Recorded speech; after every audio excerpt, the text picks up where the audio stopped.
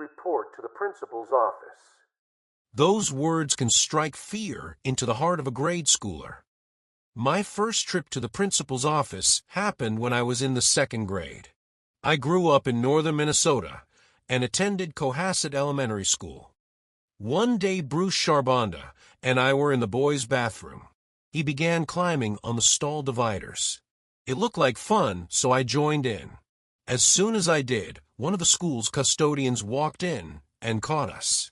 He immediately marched us down to the principal's office, where we got a stern talking to from Mr. Shrunk, the school principal. The talk must have had an impact on me because I was able to stay away from the principal's office until 5th grade. Then one Friday afternoon during the middle of winter, a group of us were walking home after religious instruction class, which was held in one of the local churches. It snows a lot in Minnesota, so kids wore boots outside and carried their shoes. A couple of us boys snatched a shoe from one of the girls and started tossing it back and forth. It was fun for a few minutes until a poor throw on my part landed a shoe belonging to Cindy Schenken on the rooftop of St. Augustine's Catholic Church. I can still hear Cindy screaming, "You are going to be in big trouble, mister." I acted like it was no big deal, but I knew that Judgment Day was coming.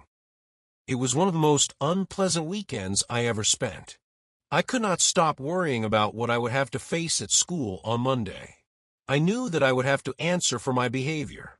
To say that I was anxious would be like saying a condemned person with a noose around their neck and the platform removed from under their feet begins to feel a slight tightening of the rope.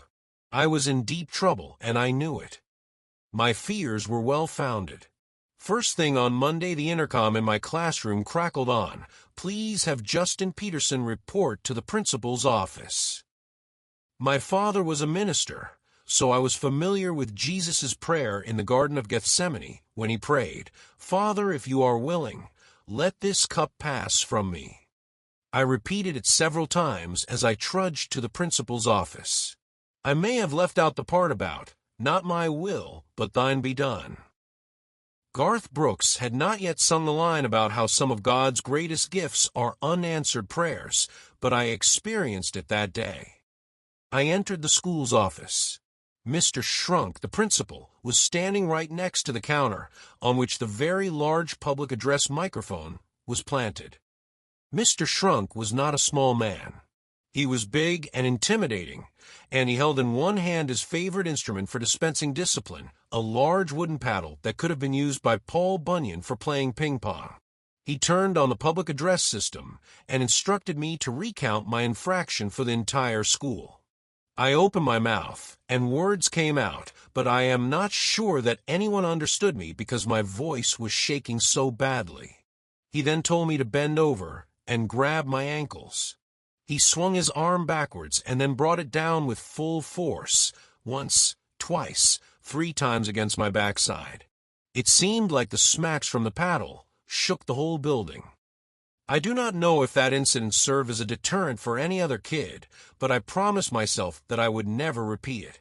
So, you can understand why my level of anxiety shot way up one day in the spring of grade 7.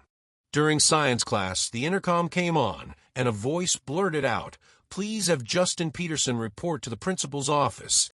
My heart started beating fast, and I broke out in a cold sweat. My mind was racing as I dragged my feet down the hallway to Mr. Gornowich's office. What in the world had I done that I now was going to be punished for? The most distressing thing was that I could not think of anything, but that did not serve to lessen my fear and trepidation. I knocked on his door, and he said to come in. As I entered his office, I was pleased to note that there was no paddle in his hand. I guessed that by this grade level, punishment must be less of a physical nature. He asked me to sit down, and he was smiling. Was he so looking forward to inflicting punishment on me that he was smiling? It was a good thing that I had taken a seat, because what happened next could have caused me to fall over.